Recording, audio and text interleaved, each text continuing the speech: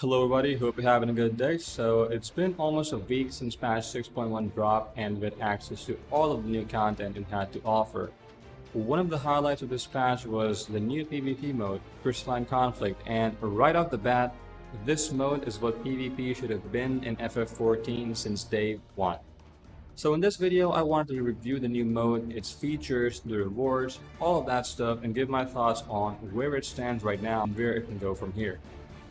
So, the first thing I want to talk about is the mode itself. Small scale 5-minute long matches that pits two teams of 5 against each other is a great idea. The feast was something similar in structure, but it did not achieve what Crystalline Conflict has. Not only is it an enjoyable game mode that is consistently fun, it is short and has an interesting set of rules which make the overall experience of pushing a crystal forward while beating up other players that much more rewarding. Now, Crystalline Conflict has also managed to draw the more casual type of PvPers, which speaks volumes about the mode being fun for both PvP veterans and casual players. This was not the case back in the days of Feast, and this is a good thing for PvP itself because it adds more life to that part of the game, which was very much needed in my opinion. The PvP rework is not limited to just the mode, however, it also extends towards the reward systems and job design. As of patch 6.1, a new reward system called the series Milestones has been added, which gives you set rewards each time you reach a series level.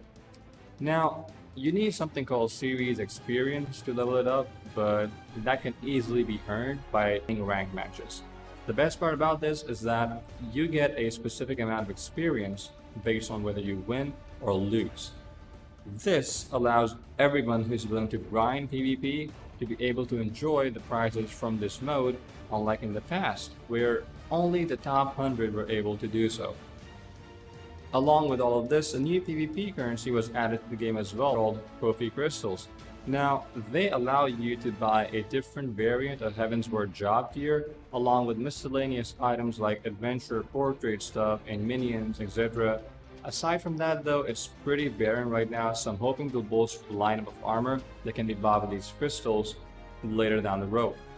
The next main draw for Crystalline Conflict are the maps. Now it features 3 different types, each with its own unique traits, layouts, and map hazards.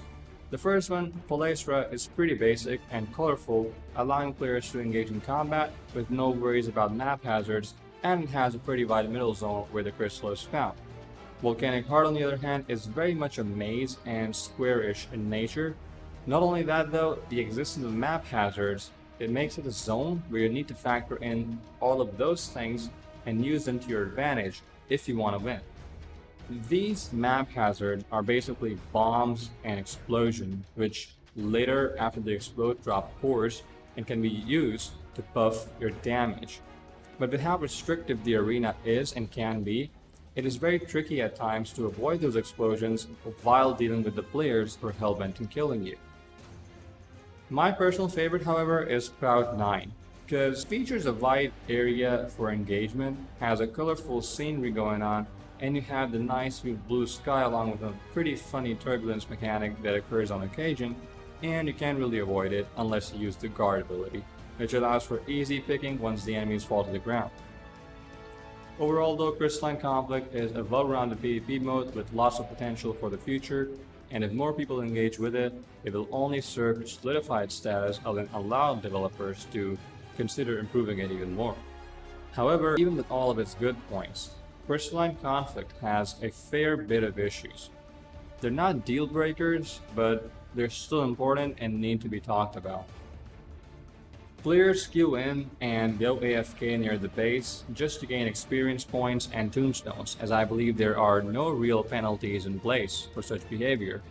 This not only ruins the match experience, but it also leads to losses, as Crystalline Conflict is inherently a numbers game, where those numbers simply mean all the advantage.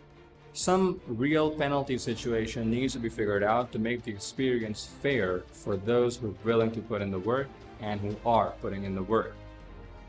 Another issue at the moment is job balance. While the rework is very much a positive overall, there are some elements that are simply broken and should not exist. Samurai's limit break, for example, is unguardable and can instant kill an entire party if it's used right. Now, of course, you can argue just don't let the samurai use its limit break, use crowd control, something like that. Valid point, however. In an incoherent duty finder party where you can only use quick chat, it is very difficult to form proper strats, and that can lead to issues in the team. Another example of this is Ninja, as it can use its limit break under certain conditions to kill anyone in an instant. Right now, there are lots of one-shot metas going around, and that, combined with the fact that some jobs simply lack defensive options outside of recuperate and guard, while others are loaded with those and have the added advantage of those universal PvP actions. This is actually just, the tip of the iceberg regarding the job balance situation right now, but I can actually go a lot deeper into this, and I probably will in a later video. But this is the situation right now, and it needs to be fixed. Fair enough, it needs to be fixed. Not only that though, you are not able to queue up with friends or form pre-formed parties to join PvP matches. This was decided to make the mode a bit fair at the start, but there are plenty of other issues that affect the level of fairness in Crystalline Conflict. But perhaps the strongest of the negatives is the fact that the tutorial to Crystalline Conflict and its systems is not enforced. This leads to players not learning what the true motive or objective in this game mode is, and then they enter the matches with the wrong mindset and objectives that can and does sabotage the match for either party. I'm positive though that developers will fix these issues as time goes on, and once that is done, I can actually see FF14 PvP finally being an enjoyable experience that keeps you coming back for more. So yeah, that's pretty much my review for Crystalline Conflict. I hope you guys enjoyed the video. If you did, make sure to show some support by clicking the like button and subscribing if you're new. Let me know what you think about this brand new mode in Final Fantasy XIV down in the comments below. And thank you very much for watching. That's about it. See ya.